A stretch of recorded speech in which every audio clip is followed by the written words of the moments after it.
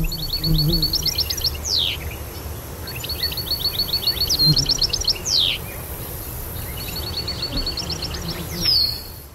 communauté urbaine de Bordeaux, c'est quand même une métropole extrêmement urbaine, pour le coup, et pourtant il y a une élue qui est déléguée, je crois, sur la production agricole, sur les circuits courts. Déléguée au développement de l'agriculture de proximité et au circuit court. Alors ça peut paraître étonnant.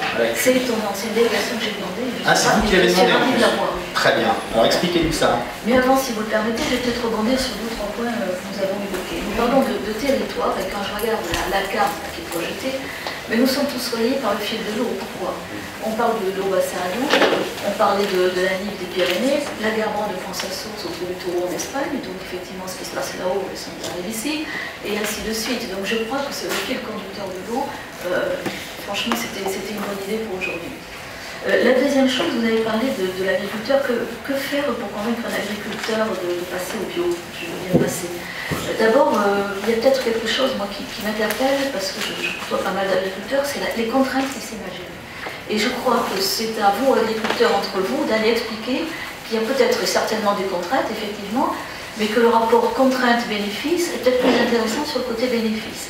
Donc il y a cette idée-là peut-être à apporter aussi auprès des agriculteurs, même si nous, les élus, nous avons porté pas mal d'idées. Concernant, là nous sommes typiquement sur l'agriculture, mais la communauté urbaine de Bordeaux est donc une zone quand même assez urbanisée. Et au-delà de l'agriculture, je vais faire une parenthèse si vous le permettez, concernant aussi maintenant tout le citoyen qui de plus en plus s'intéresse à cultiver son jardin d'agrément, son jardin potager, et qui va dans une jardinerie, achète plein de beaux produits avec des belles photos sur la boîte, mais qui ne lit pas ce qu'il y a sur la boîte. Et qui va là aussi polluer, puisque nous sommes sur des zones de captage, sur les zones maraîchères, il y a l'agriculture, il y a le maraîchage, mais il y a aussi le particulier qui fait son jardin potager, et qui allègrement va continuer à polluer. Donc je crois que tout ça, il faut que ce soit un changement de mentalité, et de mentalité, des politiques bien sûr, je fais partie, mais politique de mentalité, changement de mentalité des citoyens et des agriculteurs qui sont des citoyens. Donc tout ça, c'est cette chaîne-là qui fera qu'effectivement ça va pouvoir avancer. Pour revenir un petit peu plus particulièrement à la communauté urbaine de Bordeaux, cette démarche a été lancée il y a maintenant quelques années par Vincent Feltès, qui était vraiment convaincu et qui a créé la direction de la nature, qu'il fallait vraiment travailler sur le sujet de l'agriculture de proximité et du bio. Parce que là, aujourd'hui, on ne peut pas aller sans l'autre.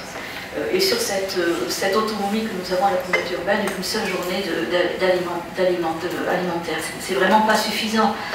C'est pour ça que comment faire?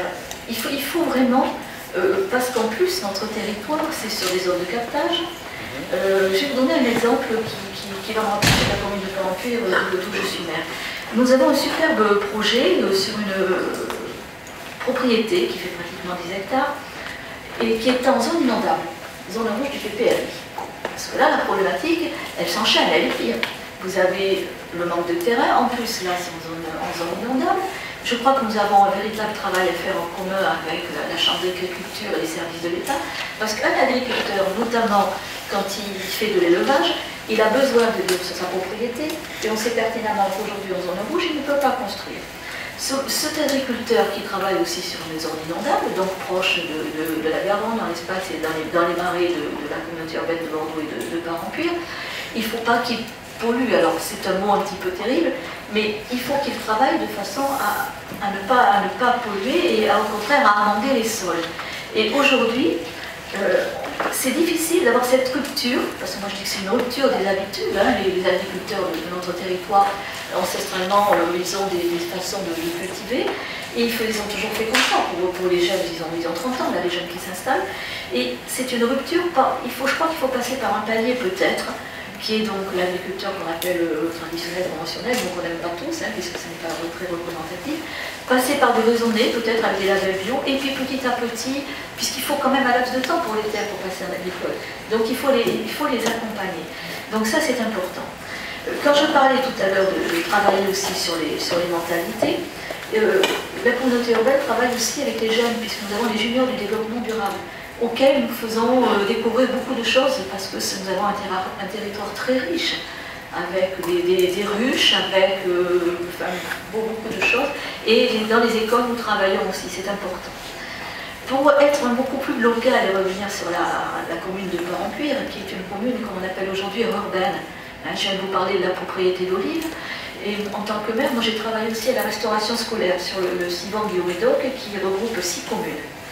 Et aussi, je me suis rendu compte, là j'ai fait un marché, nous avons renouvelé le marché, une délégation de service public pour le fermier. Nous avons effectivement fait un cahier des charges très cadré. Et malgré ça, nous nous sommes rendus compte que nous ne pouvons pas, puisque nous servons aujourd'hui plus de 5 000 euros par jour, nous ne pouvons pas servir du bio tous les jours. Donc comment faisons-nous? Et c'est dans cette démarche de l'ALO qu'il faut que nous travaillons aussi pour avoir aujourd'hui, nous avons sur ces 5 000 euros par jour, un repas semaine complètement bio. C'est peu, c'est peu. C'est déjà un début. Mais c'est un début, mais on ne peut pas aujourd'hui, nous n'avons pas les moyens sur les bio. Donc il faut vraiment que nous travaillions sur tout ça. Mais pas les moyens parce que vous n'avez pas assez de producteurs. Pas assez de producteurs, pas assez de producteurs. Et il faut vraiment expliquer aux producteurs qu'ils peuvent, un agriculteur aujourd'hui au sens large du terme, un maraîcher, quel que soit l'agriculteur, aujourd'hui la vie est difficile.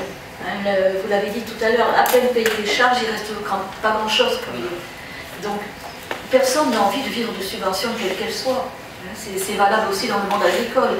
Donc il faut vraiment trouver un système pour que l'agriculteur, le maraîcher bio, puisse vivre de ce qu'il produit de son travail.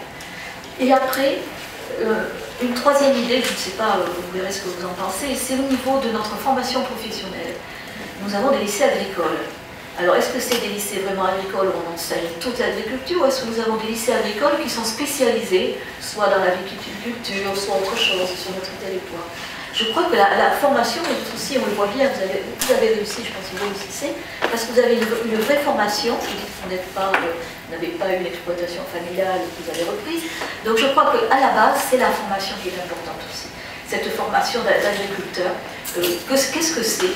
Un agriculteur, c'est plus aujourd'hui quelqu'un qui est uniquement sur son terrain, c'est dans son tracteur. C'est aussi savoir gérer, quel produit employer, peut-être pour la démarche bio aussi, savoir, tiens, ce produit, je l'emploie tous les jours, je me suis pas rendu compte, je ne savais pas qu'il était vraiment très toxique. Ça passe aussi par la formation. Nous a quand même dit qu'il y avait des têtes de mort sur les sachets. Hein. Vous croyez qu'on les regarde? Apparemment, on les regarde quand même. Non, tout le monde ne les regarde pas. Même le particulier, il achète la belle boîte avec la belle fleur dessus, ou la belle carotte, et il ne regarde pas son sachet. Donc, non, je crois que là, vraiment, mais les politiques, si j'en suis une petite représentante ici, mais une grosse communauté urbaine de Bordeaux, je crois que les politiques sont en train de s'emparer de ce sujet, mais ce n'est pas suffisant.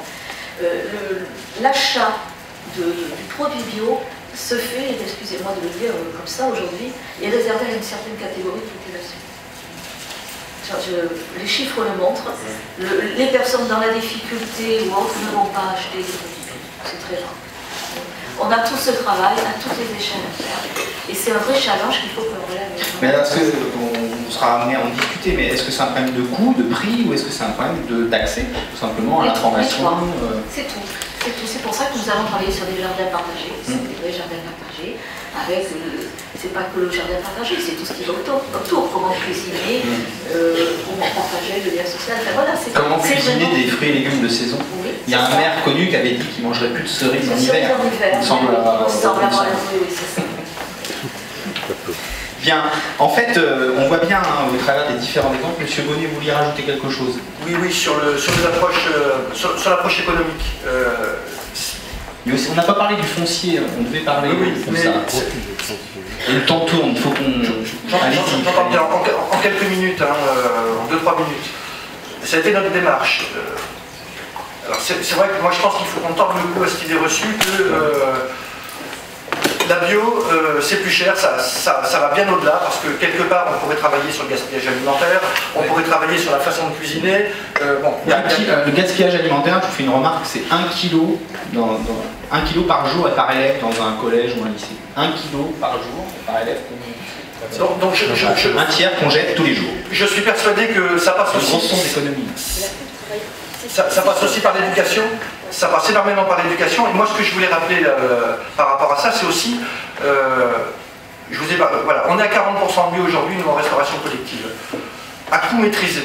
Alors quand je dis à coût maîtrisé, c'est quoi coût maîtrisé? C'est aussi parce que nous avons des approches transversales et des approches coût global.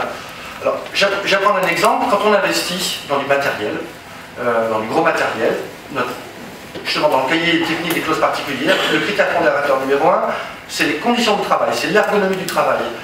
Le deuxième critère, ce sont les consommations. Le troisième, c'est le prix.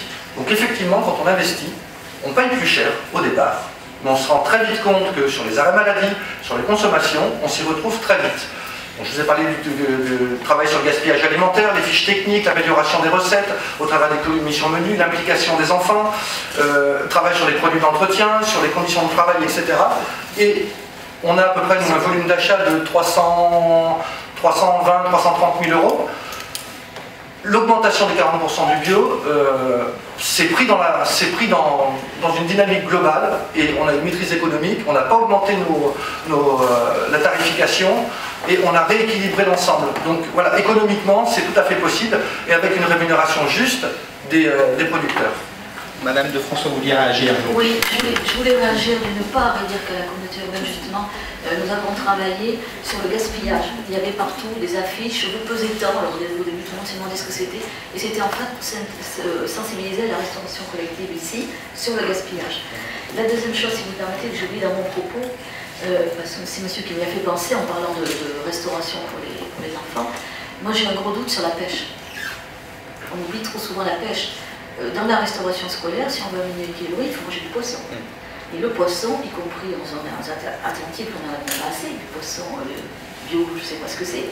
Quand on voit d'où il arrive, moi je me dis, il arrive tout cuit des fois, hein, peut-être. Il est carré. Quand je dis tout cuit, c'est peut-être qu'il brille un peu et tout ça, donc voilà, il arrive de...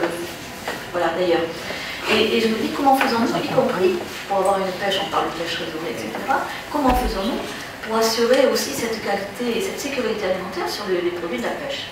L'année dernière, il y a 2 ans, je me souviens qu'on était à La Rochelle, on avait rencontré d'ailleurs une agricultrice qui devait malheureusement être parmi nous ce matin, mais qui n'a pas pu se déplacer, une ostréicultrice, qui nous disait bien qu'elle était clairement en aval du système.